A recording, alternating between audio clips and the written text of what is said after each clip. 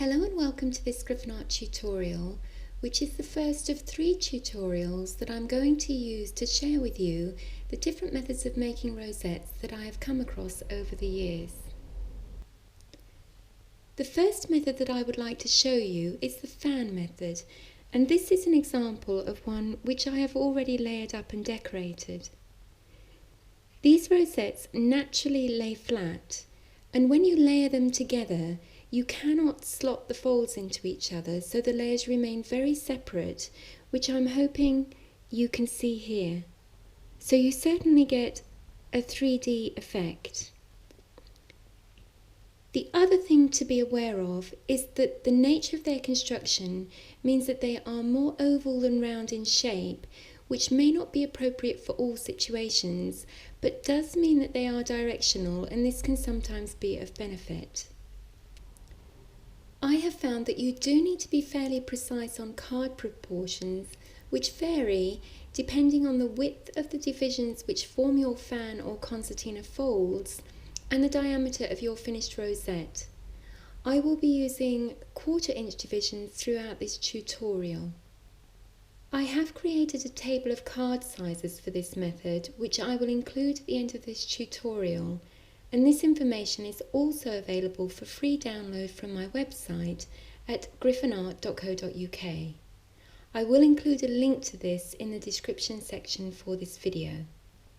So just before we start creating, I want to show you the impact of having longer lengths of card so that you can make an informed decision when you come to make these rosettes yourself.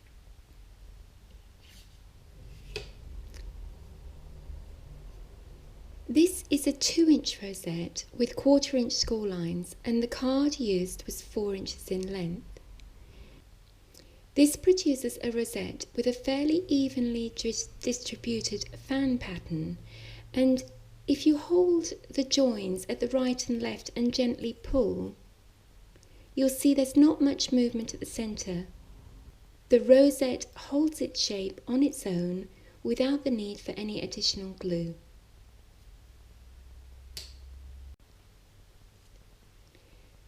Now, this rosette was made from the same width of card, so 2 inches, for a 2-inch finished diameter, but the length of the card was 1 inch longer at 5 inches. Everything else about this rosette was exactly the same as the previous example. Immediately, you can see the impact of that extra inch. Now actually, if you want a more oval rosette, then that works quite well, as long as you are applying something on the surface here that will hold that shape. I have an example of this here for you to see.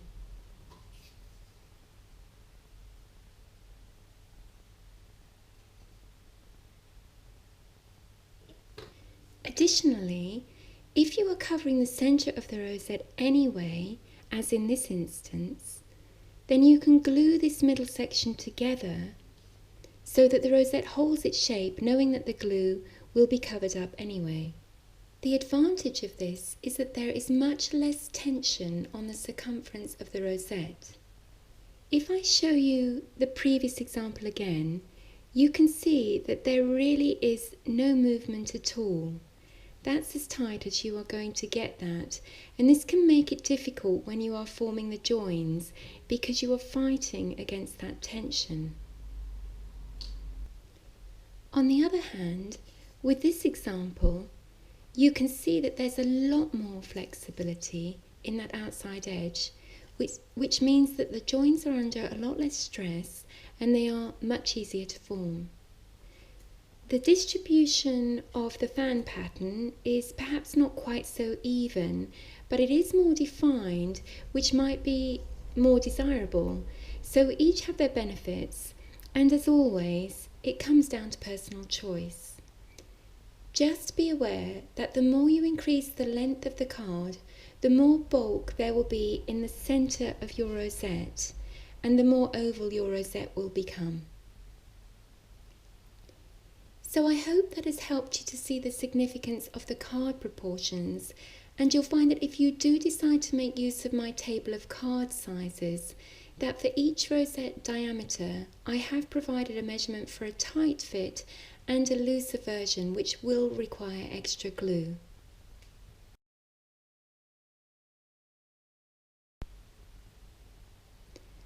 Right, we may as well get started, and I'm going to be making the 2-inch version of the loose rosette, so working with the longer length of card, 5 inches long rather than 4 inches. This is because an extra task of gluing the centre is required, and I thought that you might be interested in seeing this. I am using my Martha Stewart scoring board, but although it is more time consuming, you can certainly produce rosettes using a self-heal mat, ruler and scoring tool. If you are completely new to this craft and unfamiliar with scoring tools, you might want to view my video Card Scoring Tools Tutorial, which shows you how to use either the Martha Stewart scoring board or a self-heal mat to the same effect. The first thing I'm going to do is to score my card, and the first score line I make is in the centre of the card along its length. So this card is 2 inches wide. I'll be scoring at the 1-inch line. It doesn't really matter at this stage whether you score on the right or wrong side of the card. With that done, I'm just going to quickly swap to my self-heal mat to create that fold along that line. So very quickly. And now we can return to our scoring board. I include that original score line because I find it does help when you come to open up the folds to form your rosette, and this will probably become a little clearer later on. This particular card has no right or wrong side, but ordinarily I always begin with the right side facing downwards. Then I score my first 1/4 of an inch line,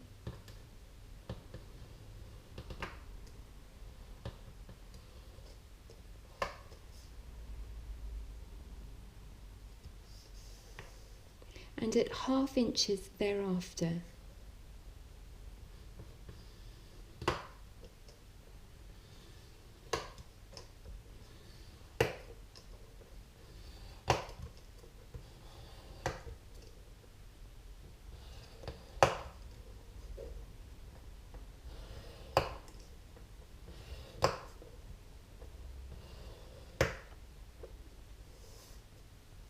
The reason for this is because these score lines are naturally going to want to fold in this direction, and concertina folds, which we're creating in this case, fold alternately in opposite directions.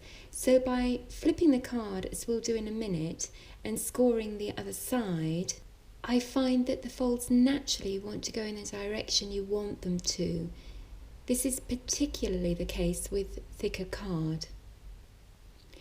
So I'm now just going to flip that over and score on the other side. Now I do find that rather than flipping it that way, keep this straight edge on the same side, because if there is a slight difference in this in the size of this here, then your lines may shift. When you flip it over this way, your previous score lines remain in the same place. So you'll retain that nice even distribution. So now I'm just filling in the spaces. So first one will be at 1/2 inch, and then filling in at 1/2 inch intervals thereafter. Just complete your set of 1/4 inch divisions. Okay, so we've now finished with our scoring board, which I'll put out of the way. We are now ready to form our concertina, and I'm sure that you've all done this before, but in case you take a different approach, I just want to share with you a tip that I have found really useful. Before learning this method, I used to fold first one way and then the other, gradually building the concertina. but it wasn't always easy to keep those folds square. Now I first fold all the folds in one direction before flipping the card over to fold in the other direction, as I'll just show you. So the first fold is fairly obvious, but then I miss the next fold out and go to the next one, which naturally wants to go in this direction because of how we've scored it. And then I can line this up, make sure it's lining up nice and squarely before I enforce that fold. So miss one and do one. Miss the next one out and do that. And just keep that lined up on either side, so here and here, and your folds will remain square and hopefully your concertina nice and easy. So when that's finished, you can just flip the card over and put the folds in place that haven't yet been done. So I'm going to now do that, and then I'll come back to you when I've finished, rather than waste too much of your time. Right, so now that we have a nice concertina, we are ready to fan out the shape, and this is where that first centre fold line comes into play. So if you push your folds together and just using your finger and thumb, apply light pressure and draw backwards. And you can see that the card is naturally folding in the centre where you want it to because of that line. So just continue to apply the pressure until the edges meet. And it sometimes helps, if it's not going, just apply pressure further back in the direction that you want. We're just preparing those join lines ready for gluing. So we can do that both sides. And we can start to see our rosette come together. We just now actually need to apply some form of adhesion at this point. But before we do that, I'm going to show you another couple of options. Now, you could just join these ends together as they are, or you could cut away some of the bulk first.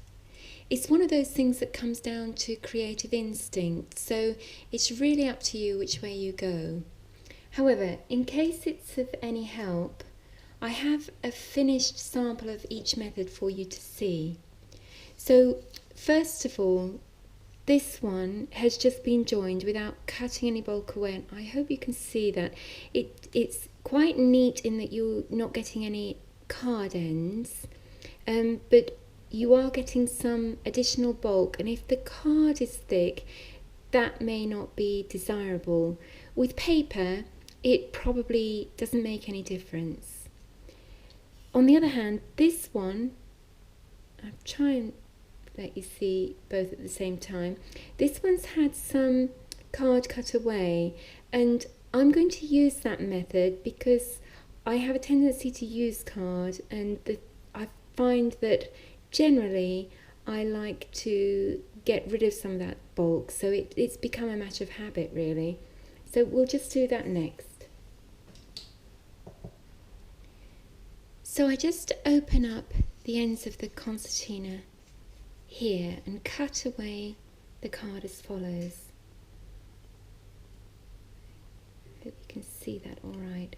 So it's just to one side of the centre fold line, and then down the fold line to take that excess away, and it leaves this little tab on the end. So I'll do that to the other side, exactly the same, so that you end up with opposite tabs.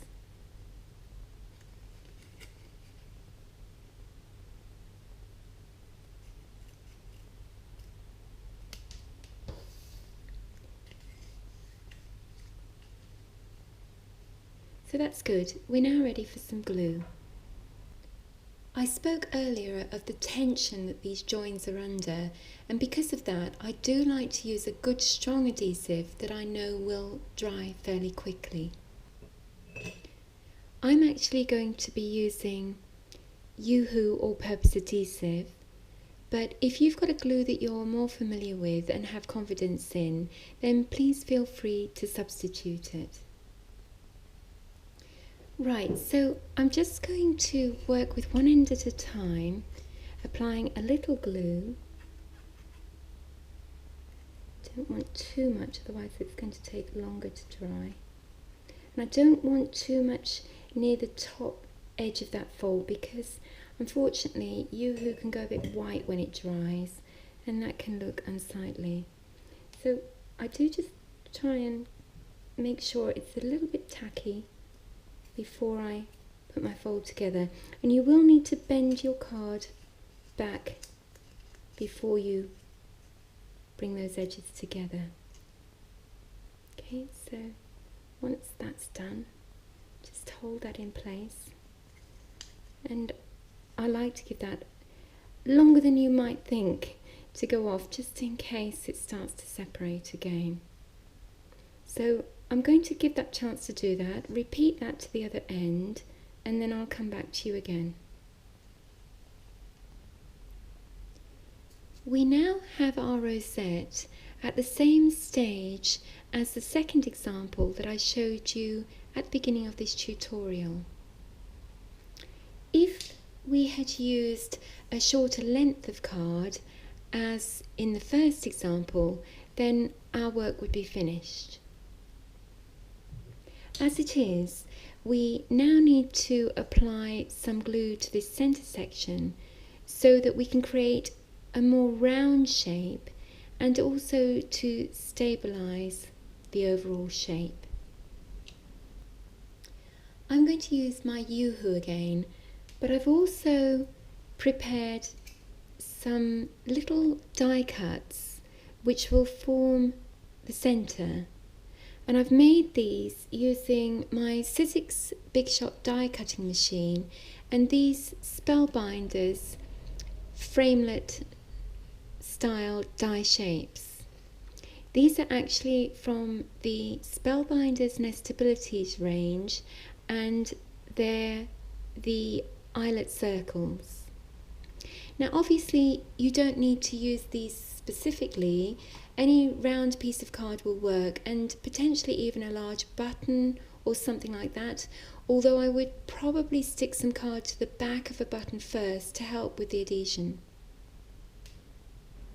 Right, so I'm just going to go ahead with my glue, and I'm just going to put not too much, because otherwise it'll take ages to dry, but just try and get a little covering in that middle section just to help that along. Oops. Ooh, I'm just going to do a bit there as well.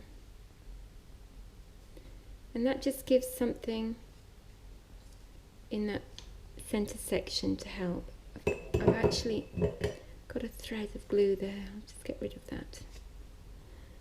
Right, now whilst that's just going a little bit tacky, I'm also going to apply a decent amount of glue to the back of my die cut shape, just because this will grab onto some of the tips of the fold.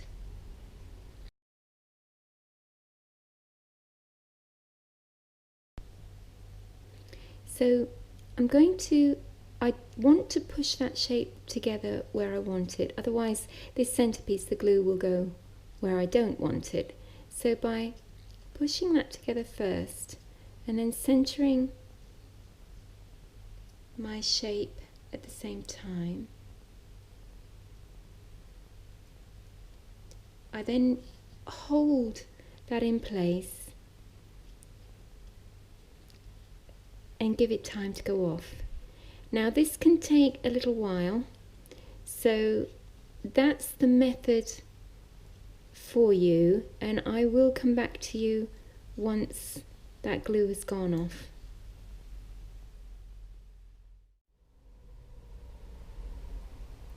So that's now stuck in place and holding my rosette shape nicely. It took quite a long time actually, so if anyone knows of any strong fast setting glue that I can get here in England, I'd be very glad of your advice. Now, just as a double precaution, I do also put another of these shapes on the back of the rosette, as you can see with this one. I feel that this further holds the shape, and it also provides a nice flat platform for glue if you want to layer the rosettes or simply stick it to something else. So that's the fan method approach to rosettes finished. If this method is not for you, I am going to be producing 2 more tutorials on alternative methods in the next few weeks.